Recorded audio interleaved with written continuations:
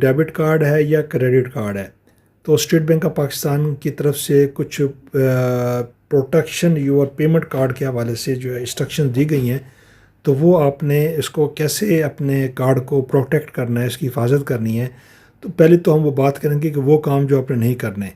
اپنے کوائف جو ہے وہ کسی شخص کو بھی فراہم نہ کریں، ناقابل بھروسہ ذرائع کے ذریعے اپنی معلومات کو فراہم کرنے میں اجتناب کریں۔ اپنا جو آپ کا جو کارڈ ہے، ادائیگیوں یا نقدی نکالنے کے لیے اپنا کارڈ دوسروں کو نہ دیں، بلکہ آپ اس کو خود استعمال کریں۔ اسی طریقے سے جو عام کا جو آپ کا پن ہے،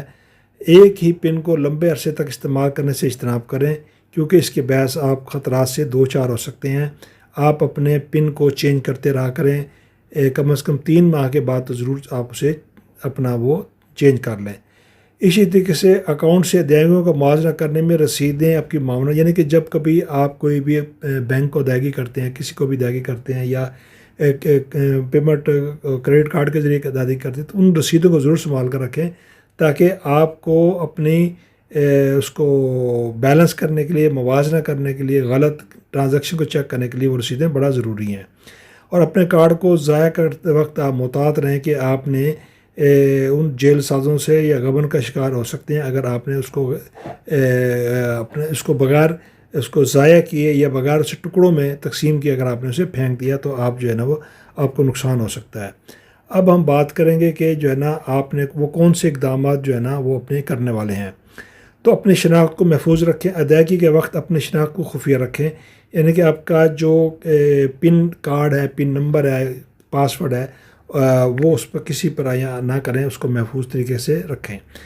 اپنے کارڈ کو محفوظ اس طرح رکھیں کہ وہ جیسے ہی آپ کو بینک سے اپنا وصول ہو تو اس کی حفاظت کے ساتھ اسے رکھیں، کسی عام پبلک پلیس پر ایسی جگہ پر نہ رکھیں جہاں سے گم ہونے کا خدشہ ہو۔ اپنے ادائیگیوں کو محفوظ بنانے کے لیے اپنے کارڈ کی جو تفصیلات ہیں اس کو محفوظ رکھیں، اور بھروسہ جن پر جو انٹرنیشنل یا اچھی مارکیٹنگ جن کی ہے وہاں سے آپ لین دین کریں، ان کی ویب سائٹ ہی استعمال کریں۔ اپنی اسٹیٹمنٹ جو ہے نا آپ کے کارڈ کے ذریعے ہونے والی ٹرانزیکشنز کو آپ ضرور چیک کرتے رہا کریں،